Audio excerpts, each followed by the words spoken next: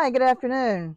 It's Jacklyn Ryan with Ripples Rising, empowering voices, creating waves of change. Today, I'm with Kelly Marie, and we are in front of Beaver Lake in Northwest Arkansas.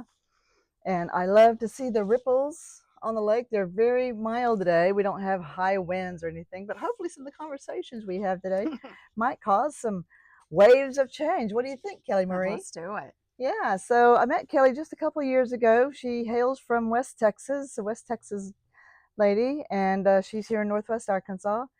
And Kelly is a real estate colleague of mine, but I call her a game changer. She's a game changer. There's more going on than just selling real estate with Kelly Marie. And today we're going to talk more about I think the communication gap between the boomers and the Gen Z and the different languages and how we need to communicate better. What do you think? Yeah, I think that's a good place to start. When we Yeah. stop talking, we've just got problems. And a lot of assumptions can be made when we stop talking. And when we do talk, we realize we have a lot more in common than we understood before. So I think it's imperative to just keep that communication going. And how then do you communicate when you have a population that was just recently introduced to a cell phone in the scope and scale of their lives, and then another generation who was raised on it. So See, and like us boomers, I remember racing to the phone when I was a kid to see who's calling me. Who's calling me? Oh, the phone's ringing. Who's calling me? And today it's like, oh, spam, never mind. mm-hmm, Oh, it's her. Oh, never mind. mm-hmm. What a change has happened in the last 40 years, and even more so in the last 5 or 8 years. Yes, it's rapid. Rapid. And when you consider that you're starting at this rapid change and point of change, and that is your actual normal, and where you began, with the change that is just continuous. It's like, how do the younger generation even stay on track of all the change that they have going on in their lives? And then as older people, when we look at them, we're just like, what's the matter with you? Snap out of it, get off your Yep. screen, go and have a conversation. But it's our actual new normal, and we need to embrace and understand that, and learn how to bridge the gap and really have a conversation, even though we feel like we can relate so little. So how can we bridge the gap when with the younger generation are only on social media of some sort, and the younger generation really doesn't know how to effectively verbally communicate? Mm-hmm. What what can the boomers do, or how can we bridge that gap? I think one of the first things we can do is take the time to offer up a compliment. I think that can be such an icebreaker. Yesterday, I was at Whole Foods here in Fayetteville. I come out, and this lady rolls down the window of her car and she says, "You look adorable." And I smile for the rest of the day. And Oh, I think that I need to work on that, right? Like, I heard her do that and said to myself, well, that's it. That's the icebreaker right there. it Find is. something adorable about this person, male or female. If you're a male, please do be careful in that approach with the female. But there's always something that you can compliment. You can lead with that compliment, and it does disarm. If It you does. watch, if you say something to the clerk at a convenience store who's in her early 20s, mid 30s, in that range, and you just compliment something about her, you'll see her change. You'll see her brighten. And I do think that's a starting point, because the world has become so sterile, so hard, that we're not seeing those soft skills being implemented, and polishing up on our soft skills is paramount. Polishing our soft skills, compliments.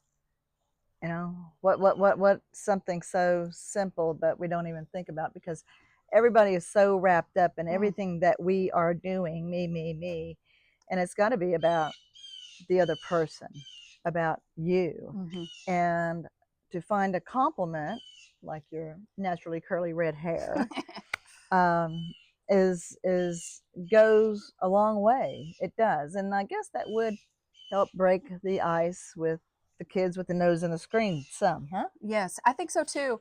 I think when we say thank you very much, it's often dismissive. The younger generation hears that as a dismissal. Thank you very much, or thanks is the worst you could do. But just show appreciation. Oh, I really appreciate that. I appreciate you. Just make that eye contact. Be intentional to engage, because engagement is becoming a lost art. It's a lost And I art. think you can really further yourself in your business, in how you dialogue with your family, in any scope in your life. You can use that to just melt this ice and create an energy that leads and is bright in its leading. So you have, may I ask to go there? You have a son and grandson living with you. Yes. Okay, so let's talk about that generational communication there. How's that work? How's that different? What have you been finding out for the past year with your son and grandson living with you? Well, my grandson is 4. He actually turns 5 this week, and my son is 25. Pandemic surprise baby, and he is raising my grandson on his own. Moved in just for a year. We're almost at the end of that year, but that season he needed it in order to catch up financially and really be viable, because it's so hard for that Mhm. younger generation to even find affordable housing, to even find jobs that are paying enough. Thankfully, he doesn't have any college debt. I'm very grateful for that for both of my children, but their struggle is so real. And I watch this in my son. And then with my youngest, his go to is I'll take him out to eat, and he wants to play with my phone. The answer is always no, Yeah. but he still has the ask, right? If Mhm. I'm in a business meeting and I have to take him with me, then of course we're bringing his tablet. But for the most part, I'm just trying to keep him off the screen. But he can also unlock my phone. He Mhm. can navigate quite quickly. When in the times that I have let him play on my phone, when I'm in a situation where I just need him to be still and quiet, he has no problem, just engagement. But he then is no longer talking to any of us, Yeah. which is, when you're in a business meeting and your grandson is your assistant, you kind of need him, the meeting to not be about him. But you don't always, that is not something we want to see constantly, but they are able to just turn it off, tune it out, and then it's Mhm. only about what is right here. And Mhm. when you consider the people that you're running into day to day, and you understand that since the pandemic, economics have been tight, budgets have been strained. The average first time home buyer is in their 30s now. And the first time home is 250,000 If or good luck finding 350,000. that. Mm-hmm. Exactly, because our trucks back then was the cost of a home, Mm-hmm. and now our homes are Unattainable. unattainable. Mm-hmm. Okay, so let's talk about that word. Mm-hmm. Like I mentioned, Kelly's in real estate with me, and so she brought up a word of obtainable versus affordable. Let's talk about that Sure. communication. So when I moved up to Northwest Arkansas, such a beautiful area, and I thought, man, wouldn't it be great if you could do something where you kept the market at a price point where younger people can enter into it, because you're not finding that supply and demand is most certainly an issue. So I had an opportunity where I found Arkansas's newest city, and they have an inventory problem with their lots. They can't give them away. In many cases, there are so many lots that are for sale. So what does that mean? What it meant to me is, if I spend a little bit of time in this community, not only can I find an inexpensive lot, but I can find a flat one if I look hard enough.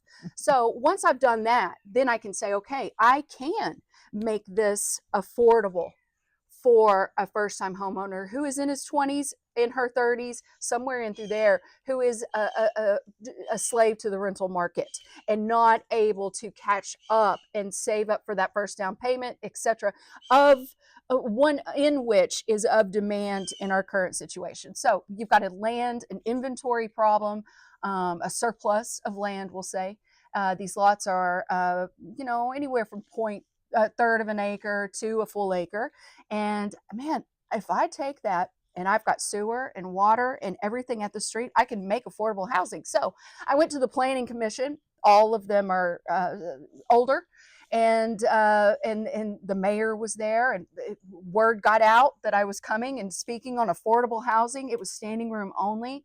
I spoke for an hour and 37 minutes of Wow. squashing what affordable housing meant to a different generation, To the boomers, to the boomer. the So boomer and older boomers. yes, so they're holding on to their assets post pandemic. That's the game.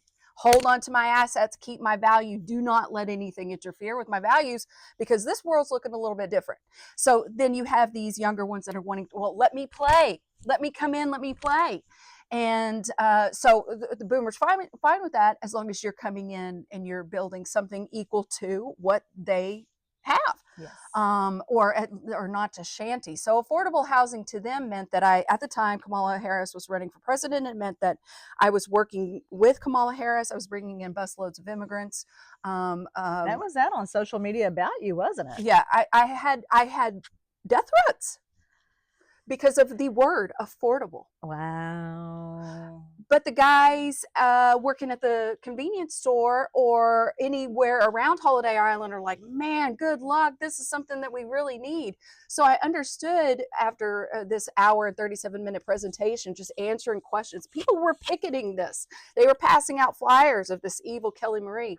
No, I'm not doing, I'm going to honor your property. I'm going to honor your lifestyle, and I'm going to complement it, and I'm going to have it at a price point that's approachable for a younger generation. Now, how am I going to do that? So in Holiday Island, you can have 800 square feet homes all over the place. Well, it's a little bit hard for a family. So if I'm going to buy affordable housing for my family, I'm not going to start off with something that would just be for me. So I'm going to do something that hopefully I'm planning for my future. I will have a bride one day, we'll start a family, or I'm going to have a husband one day, we'll start a family, so on and so forth. So really 1,200 square feet is the right margin. Okay, so I got my land really cheap. Can't find cheap land. Nope. It's in the Ozarks. It's beautiful mountains. Beautiful. It's surrounded by Table Rock Lake. Yes. Pedal, paddle, putt, baby. You can do it all on these lots. And these lots are cheap, but nobody wants to build there. No one has built anything over or under $500,000 in decades. Oh. So I'm gonna. And so that's an important part. So you're talking about these older boomers have their homes, and they've been like at $500,000 homes. This is where they went to retire. Yeah. Medium age 64.7, 2,100 population, newest city in Northwest Arkansas, established in 2021. So everyone there is retired for the most part, except for the service industry. So Eureka Springs is historic, 4 minutes away. But you can't change a home that's been labeled historic, so there's not a whole lot of room for growth there. No. But you can build a 1,200 square foot home on land that's half an acre and up. In some cases less, yes, but still plenty of space. And all of my utilities are at the street in Holiday Island, because it was a development started in 1972. So I could access sewer, water, and power inexpensively. So yes, no one has done this, and so therefore there are not comps. And the importance of having comps in real estate. You have to establish that this is proven, and here's the data to indicate such. Well, that's not what we're doing. We're coming into town on a unicorn, and we're building an anomalous property that hasn't been done. So we can't back ourselves with numbers. However, so I began dialoguing and bringing down the hate and calming the waters and saying to these people, instead of being bombastic, no, I'm not going to go to Lowe's, pull up with a trailer and stack up a bunch of sheds and kick them out on your neighboring lots. Oh, that's a good point, because a lot of people do that for their affordable home, is to buy a shed and make it into a home, an accessory dwelling. Yeah. So, and you can have accessory dwellings in Holiday Island. So you will see that some of these homeowners have done exactly what they're upset at me about doing. So what I did is I took the word affordable and I threw it away. We're not getting here. We are barking and meowing. We're not making progress. And I changed the word to attainable. Okay. And that calmed the waters. Now I get a lot of support. I show the model of what it is that I'm going to build. I'm not being met with the hysteria. Next week, I'm getting ready. No, this week I'm getting ready, but next week I'll be prepared to approach the Planning Commission for one more round and show them an actual model and get it permitted, and onward we go. But I had to totally take out affordable because it was a buzzword and it meant to them Yeah. low trash, low Wow. quality, Low white quality. trash, immigrants. I mean, it was really interesting. Not conducive to a forward thinking conversation. Right. It was not progressive, not No, progressive. It was not kind. It not was not kind. saying, how do I bridge the gap between me, the boomer, and this younger a set of person that's trying to establish their lives, plan for their future, have something to look forward. There's so much despair in this community Yes. that you're not seeing in the boomers. What is the antidote to despair? There's only one thing, and it's hope.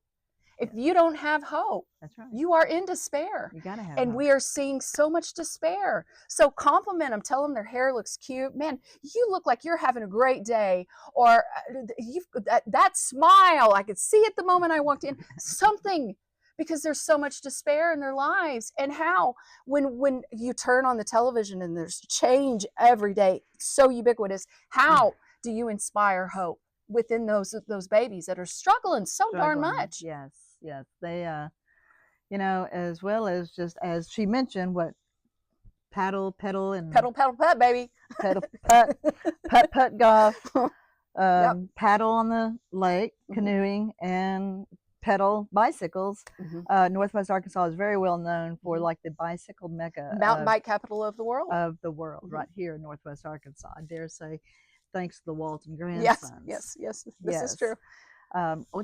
Meaning, talking about that, let's talk about the chairlift in Bella Vista. Yeah, but we're putting in the first bike lift. So chair lift it sounds like, a wheelchair sort of thing. This is not. This is like a ski lift, but for bikes, and it's going to bridge the gap between 70 highway, and then plop you right into an Oz trailhead. Oz for us colloquially, that means a biking, cycling, mountain biking company. It's established here in the Ozarks, but they are a force. They are a force. Yes. The Walmart is talking about putting in its first tack shop. So it'll have its first bike shop. Oh, okay. And once that does well, they're going to test it here in Northwest Arkansas. Once that does well, they're going to kick it to Utah. Is there going to be one in Mena? Colorado. Yes, the second one will be in Mena. They've already begun building the bike lift, so we're so excited about that. That will certainly be a game changer. As you said, cycling is a big deal in Northwest Arkansas. Again, the mountain bike capital of the world, and the U.S. cycling team is based now in Northwest Arkansas.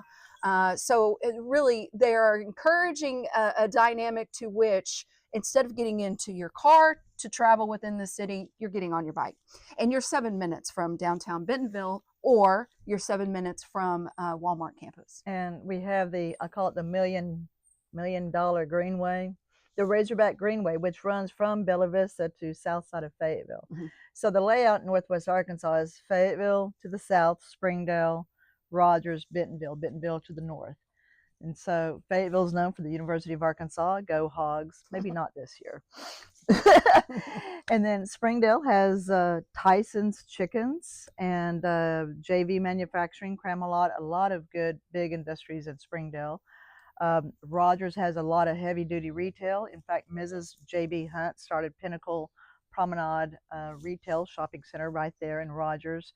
Her and her husband, J.B. Hunt, and the mayor, Steve Womack, back then, who's one of our congressional representatives now in Congress. And then Bentonville, home of Walmart.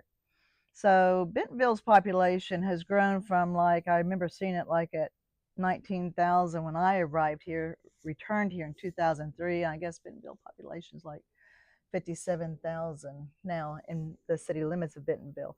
We used to have, it's about 1,000 people per month are moving to Northwest Arkansas. Basically, we call them the Callies and the Texans. A lot of Texans are coming up here, and Californians are coming over here. It's just, relatively speaking, it's more affordable, and I dare say more beautiful. I was in Texas Definitely. 20 years.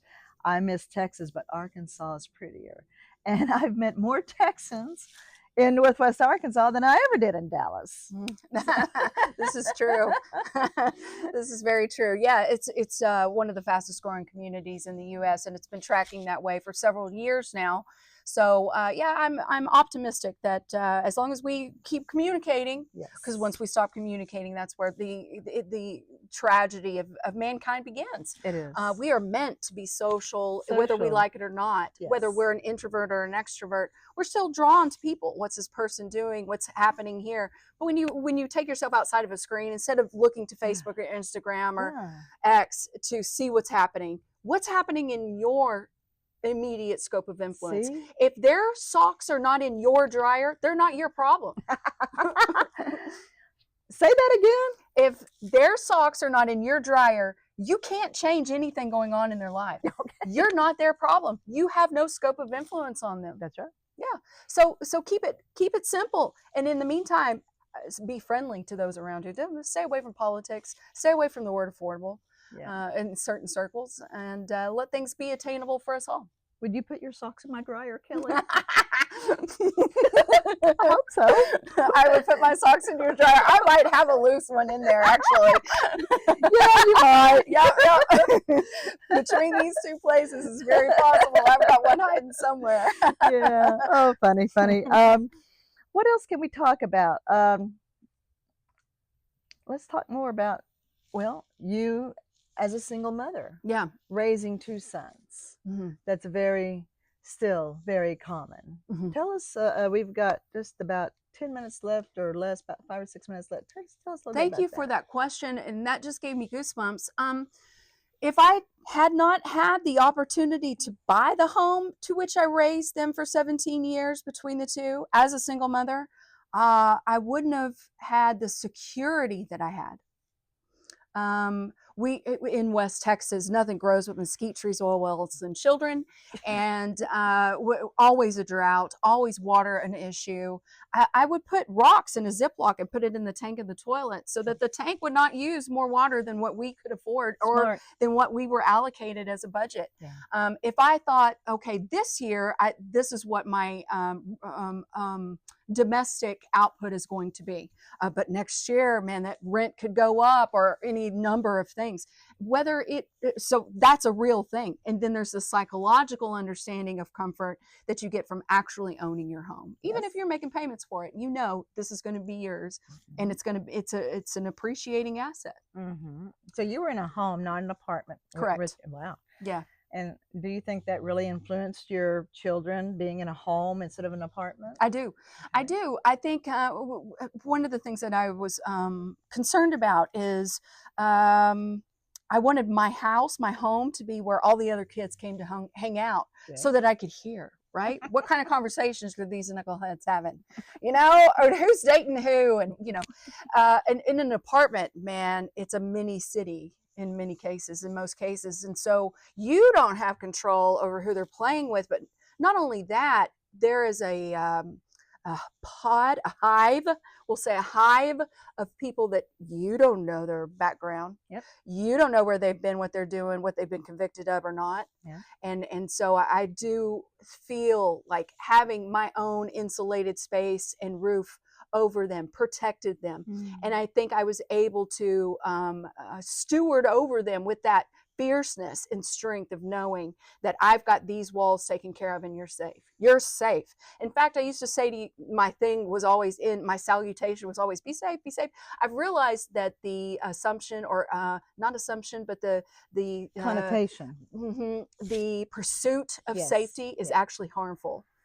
Okay. Safety is something that it's a symptom of something else. Okay. You hope that within whatever it is you're charging forth and doing, that the safety is there, but you can't control it unless you're, playing with knives or doing silly things like that. Safety is a blessed gift that is put upon you. If you get into a vehicle accident, did God not keep you safe? Well, no, the pursuit isn't that. The pursuit shouldn't be that we be safe. Instead, what I've begun to say is be bold. Be bold. I like it. Let safety enshroud you as a symptom of your boldness. And I think I was able to really learn that as a single mom. Oh, that's fantastic. See, I knew Kelly is a fellow rippler.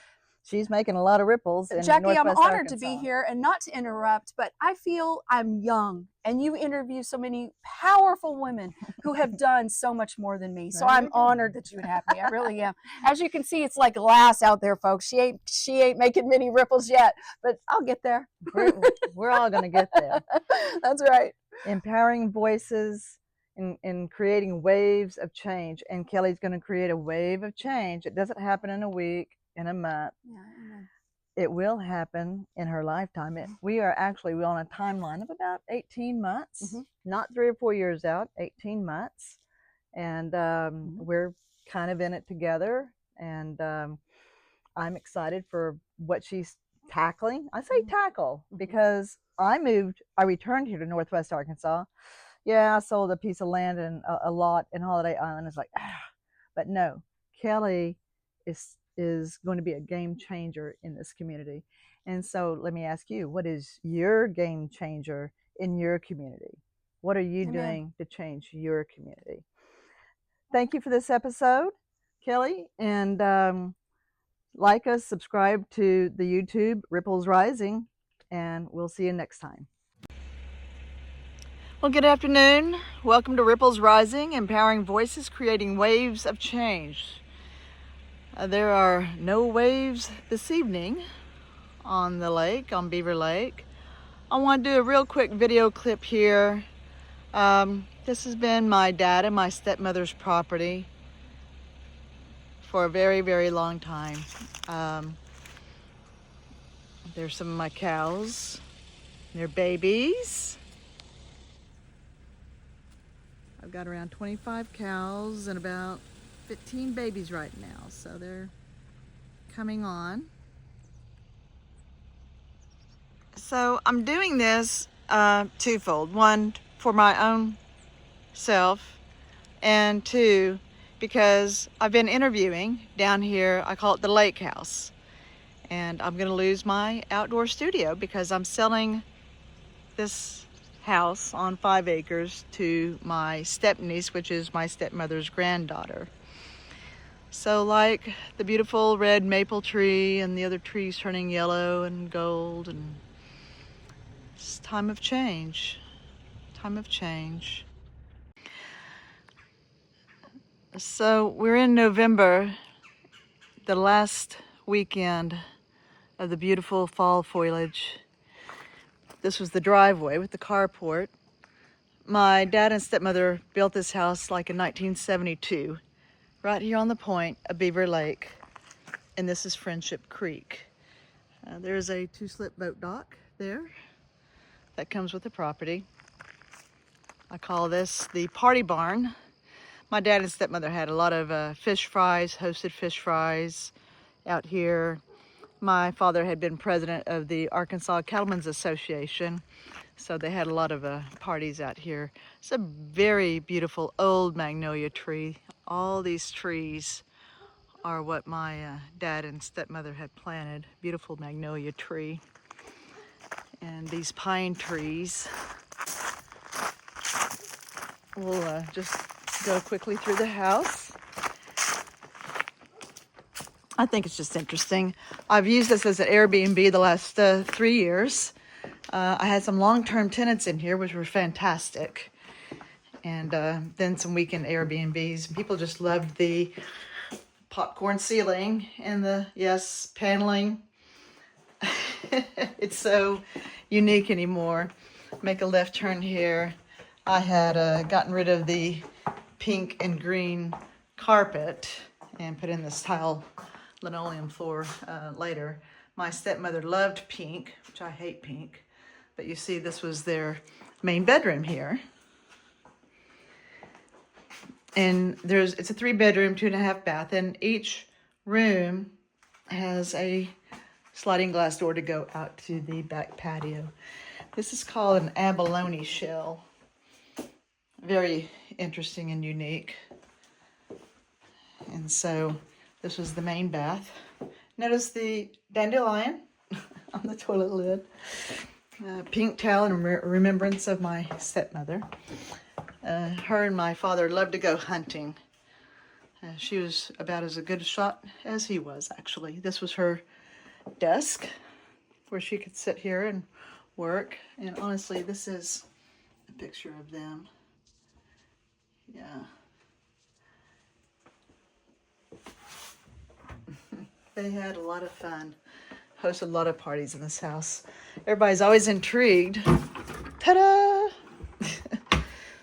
And 8-track. Yes. So this was the main living room, kitchen area. My stepmother loved to cook. And so this is kind of like an octagon, half octagon that would face the lake. And my dad's trophy wall, any plaques of his accomplishments, fishing and school donations and spotted trout, striped bass, peacock bass from Brazil, turkey, deer. It's truly a trophy wall. Shark. So this is the living area. They used to play cards here. Living room was filled with our families, her family, my dad's family, me, myself. That was a pike caught Great Slave Lake in Canada. Deer in Sonora, Texas, which I honestly am in Sonora, Arkansas, a deer. Again, the abalone shell. My stepmother loved Mexico and Costa Rica, and so there was, she loved the Mexican influence. So this is the other main door, and that's of Beaver Lake. Coming down the other wing of the house. This was about $150 shower curtain, but it was perfect with the deer and the truck and the red barn, the old house. Beautiful colors, beautiful colors. I had this all redone. The plumbing guy had taken out the gold toilet for a septic problem and replaced it with a white toilet. And I couldn't have a white toilet in this room, so I primed it and colored it gold. Yes, I did. This was a second bedroom, the double bed in it. So every room had a walkway out to the back porch. This was my bedroom in the back. I call it the parrot room. As I mentioned, my stepmother loved Mexico. And we come out to the back patio and noticing the sun hitting the bluff in the evening.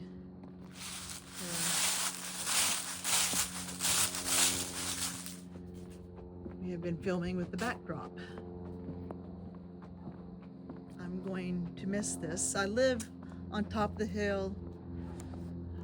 I don't know if my step niece will keep it the way it is, or gut it, or demolish it, as been mentioned, but it will be her property, and I told her I just hope that she will love it as much as her grandmother did.